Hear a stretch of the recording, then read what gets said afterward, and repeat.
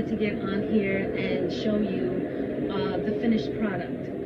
So it was a painstaking adventure that I went on when I first started this back in January.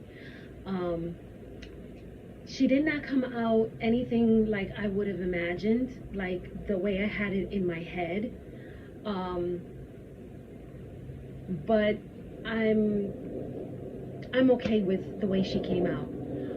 The only thing is, I would have to say, is the bottom portion of this came out more like a peplum, which I was not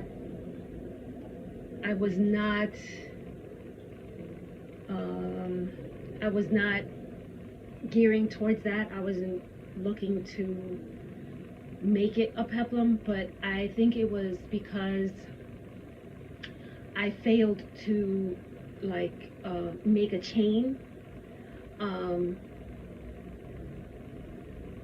I feel like I messed up or missed a step somewhere, in, or maybe I didn't measure it the way it was supposed to be measured. Again, all of this was done without a pattern. I did not follow any pattern instruction, and probably that's the reason why she came out a little wonky, but that's okay because the owner is a little wonky. So, but she's still wearable, and I'm happy with the way that she came out. She will be worn, the 2 weeks before Valentine and for potentially the month of February. She is very warm. I have the fan on in the background. I don't know if you can hear that. But for the most part, she is completed. And I just wanted to follow up with how she came out and what I would have done differently. I feel like also the collar, I should have, at around the points here, I should have done an increase. I realized this after the fact, but I should have done an increase so that the collar could be further up. And also, I don't know, but I guess it's because the bottom is so loose.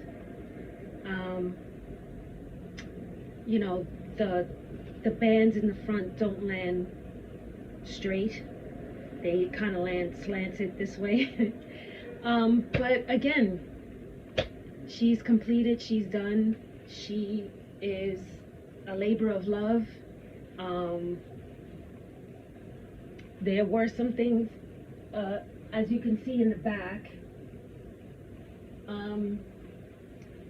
I wasn't paying attention to the rows going down. I was paying attention to the rows going across, and so some of them landed that look very similar, landed in the same row, which is right here. But again, these are all mistakes that we learn from as we go along. It's not something that should be taken so seriously. This sweater is for myself. It is not for anyone else. I didn't make it as a gift. I'm not selling it, so it's not that serious. And like I said before, she will be worn in the winter because she is very warm. And potentially no one will really see her. And if they do, well, I mean, who cares? She's really cute. The one thing I will say, I like the position of the hearts on the sleeve, because sometimes we have to wear our heart on our sleeves. But and I also placed the hearts on the chest. But she's she's cute. She's not gonna be everybody's cup of tea, and that's okay. But she's my cup of tea, and you know, will there be moving forward different things that I will take into consideration and think of before I proceed with stitching it together? Absolutely. Um, and I will do my best next time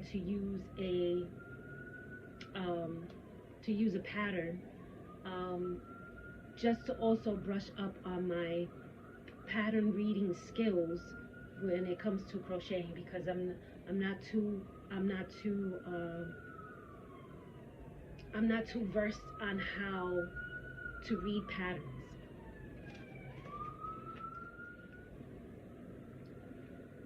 I'm not too versed on how to read patterns, so it would also give me an opportunity to learn how to read um, certain patterns, how to read a pattern, what certain things mean. Um, I know the symbols. I can read a diagram pretty well. It is a, I can read a diagram really well. What I cannot, it's the written stuff that just throws me for a loop.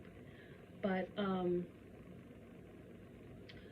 hopefully I can learn how to read patterns, because I do have some books that I want to get more acquainted with, and there are some patterns in there that um, I really want to do. Like, there are some really nice sweaters that I really like.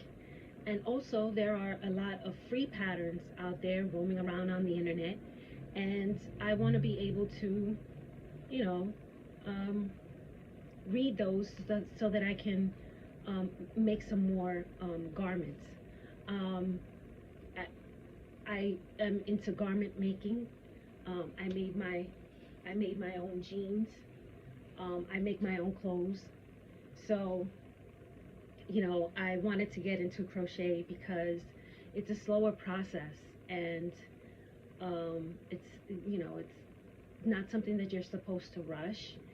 And also, it's perfect for winter clothes. Um, and for me, on the sewing machine, winter clothes tend to be bulky, and I don't have an industrial machine. I have uh, a home machine. It's a Brother 1900 SE, I believe. So she does wonders, but she's not a heavy hitter like an industrial machine would be. And so sometimes bulky fabrics just don't work really well on sewing machines.